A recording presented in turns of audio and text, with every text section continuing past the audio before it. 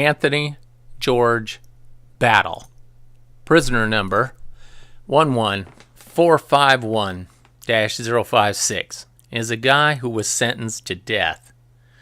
I believe he is the same inmate Battle that we had in Marion before he was put on death row. I say believe because he's still alive, and I'm not allowed to see his photo to confirm it was him that I knew. But his story and the guy I knew had about the same story. A word of caution here. I'm going to quote some of what is said in prison. The language can get quite rough. You'll hear some of that language in this episode. This is necessary if you are to understand Battle by hearing his own words and manner of speech. I was a guard at USP Marion, the only level 6 Supermax prison of its day, for 23 years. We got the problems that nobody else could or should handle. Battle is the guy I nicknamed the Zombie. He's the only prisoner that I remember being given a Thorazine shot. It turned him into a zombie. He was barely able to ask for his food tray. He shuffled about instead of walked. He asked for his food tray by saying this. He went up to me and he'd say, tray. And that's about the only way he could talk. I had no idea until I researched this episode that it's against federal regulations to give somebody drugs like that and have them in general population of a penitentiary. Oops. I was told that he was given the shot because of his assaultive behavior. I only remember him giving it once because he said he didn't want another. I knew he was a killer like most of our inmates, but I didn't know just how violent a history he had. I had no way to predict the crime for which he would be sentenced to death for. To speak to him, you will notice that he had a low IQ. He once asked me, "What you name be?" when I didn't give him what he wanted. To say his grasp of standard English is tenuous at best, that'd be an understatement. He was a federal prisoner because his crime was committed on a Marine Corps base. During the early morning hours of Monday, March 9th, 1987, Lance Corporal Minnie Foreman was stabbed to death in her barracks room on Marine Corps base at Camp Lejeune, North Carolina. Her husband, Anthony G. Battle, was later indicted and convicted for her murder. The evidence at Battle's trial showed that Miss Foreman and Battle were married in October 1986 and had one child. In the months prior to Miss Foreman's death, their marital relationship had deteriorated and Miss Foreman had decided to obtain a divorce. The evidence revealed at least 2 previous assaults by Battle upon his wife. One of these incidents occurred less than 48 hours before his wife's death and resulted in Battle being arrested and charged with assault. He said he assaulted her because she teased him and said that she was having extramarital affairs, which apparently enraged him. On the night of Miss Foreman's death, she had returned to her barracks room at Camp Lejeune at around 2 a.m. Sometime after 2 a.m., Tour Clark left his room on the second floor of the same barracks to mail some letters. Clark said he heard a loud scream, and then a second scream, and the words, help me, rape." Several other Marines present in the barracks that night also heard screams and pleas for help, but no one else heard the word rape. Several of the Marines ran to Miss Foreman's door after hearing the screams, but found it locked. The military police were summoned, and the room was opened.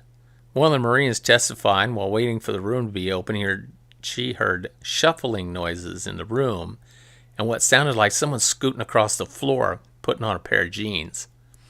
When the military police opened the door, they found Miss Foreman lying on the floor, dead, with multiple stab wounds. She was naked from the waist down, with her legs spread wide open. A butcher knife was lying next to her head. Battle was lying on the floor next to her, also with multiple stab wounds. Battle was taken to the base hospital where he was treated for 5 chest wounds and 1 wound in the abdomen. Navy Criminal Investigative Service agents, you know, those NCIS guys that you see on TV, they twice questioned Battle while he was in the hospital, once for about 5 minutes, approximately 12 hours after his surgery, and then again for about 55 minutes on the next day, March the 10th. Before the second questioning on March the 10th, the agents sought and received permission from Battle's physician to speak to him. The agents informed Battle that he was a suspect in his wife's death and read him his rights. Battle acknowledged that he understood these rights and agreed to talk with the agents.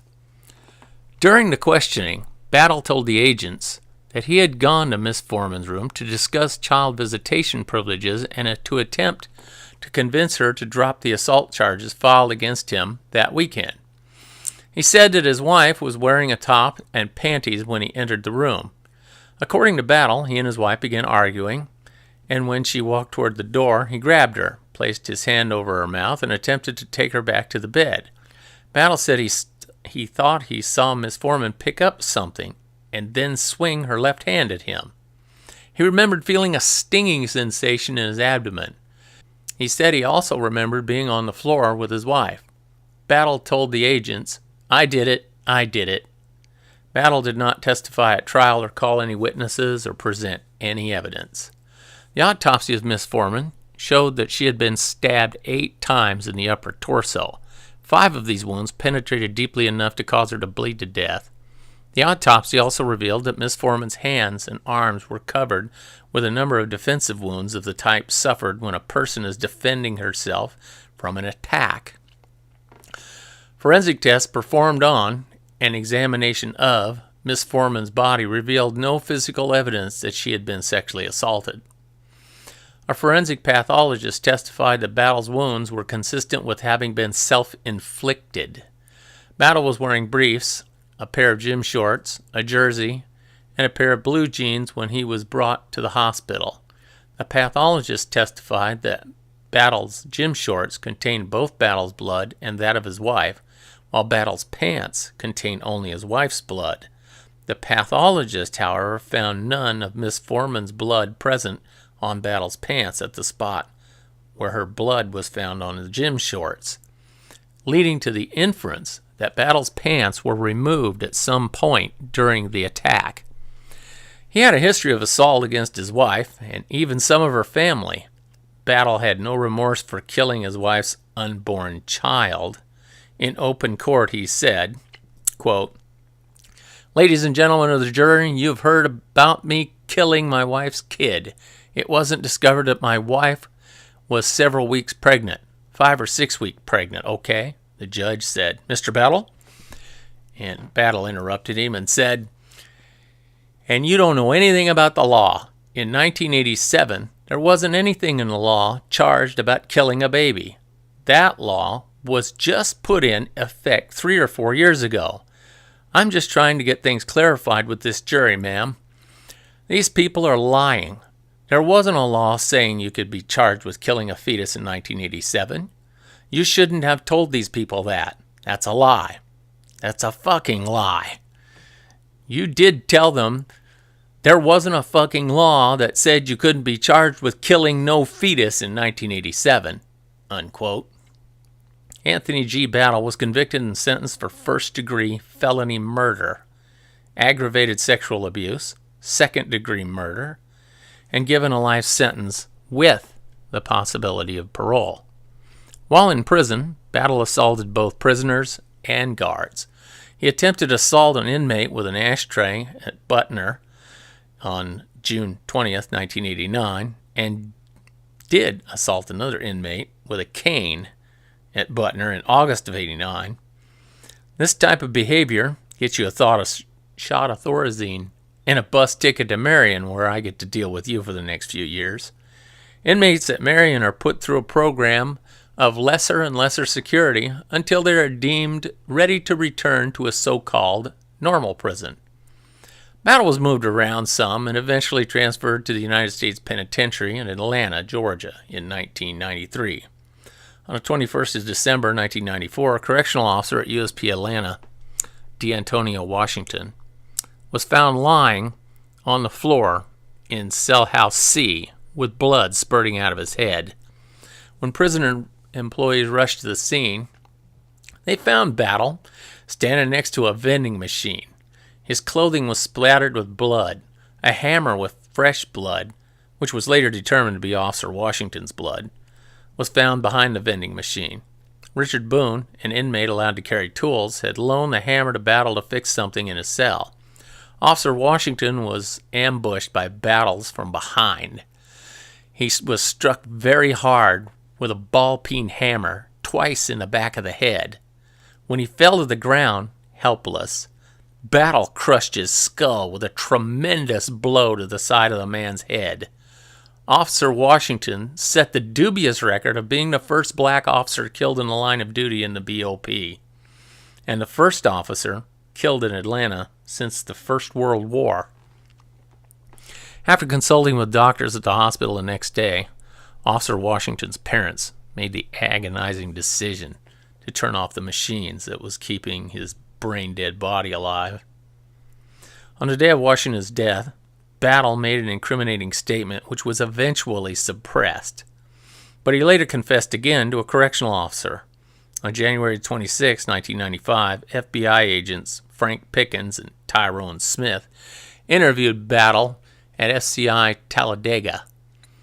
According to Agent Pickens, Battle orally confessed and said he had killed Washington because he was angry at the guards, and Washington was the first guard he saw that day. The statement of Battle that was suppressed was what USP Atlanta Correctional Officer Robert Willis testified to. He said, while he was transporting Battle from Atlanta to Talladega on December 21, 1994, he asked Battle about the incident with Officer Washington. Willis stated that Battles responded, quote, "Yeah, I had a dance with him. Fuck him.